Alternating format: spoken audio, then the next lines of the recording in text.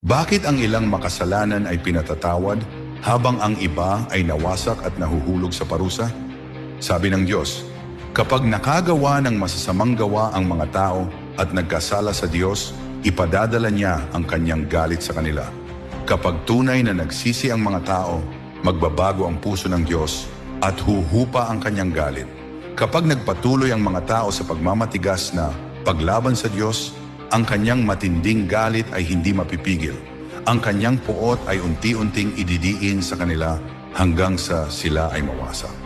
Ito ang diwa ng disposisyon ng Diyos. Pipiliin mo ba ang landas ng pagsisisi? Ang impyerno ay puno ng mga nag-iisip na meron pa silang bukas. Ang paboritong salita ni Satanas ay bukas. Bukas ako ay magsisisi. Bukas ay makikipagkasundo ako sa Diyos. Bukas ay titigil ako sa paglalaro at tatalikuran ko ang mga makamundong kasiyahan.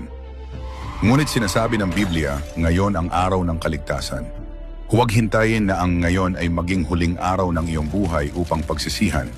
Habang may oras pa, unahin mo ang Diyos sa iyong buhay at sundin ang kanyang kalooban.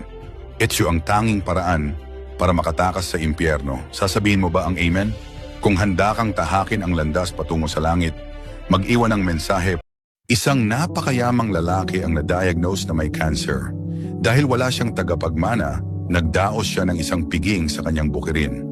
Sa mesa inilagay niya ang kaunting salapi at isang Biblia, saka tumingin sa kanyang mga manggagawa at nagsabi, Maging matapang kayo, pumili.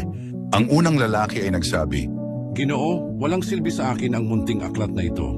ang ikalawa ay nagsabi, Ako'y matalinong tao, kukunin ko ang salapi. nang dumating ang pagkakataon ng ikatlong lalaki, sinabi ng mayamang lalaki, Anak, ikaw ang pinakamahirap. Kunin mo na ang perang ito.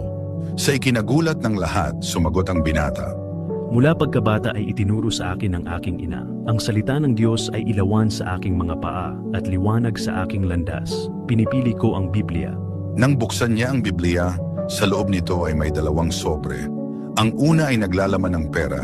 Ang ikalawa ay naglalaman ng testamento ng lalaki na iniiwan ang lahat ng kanyang ari-arian sa binata. Kaibigan, ano ang pipiliin mo? Kung naniniwala kang ang salita ng Diyos ay higit na mahalaga kaysa lahat ng kayamanan sa mundo. Amen.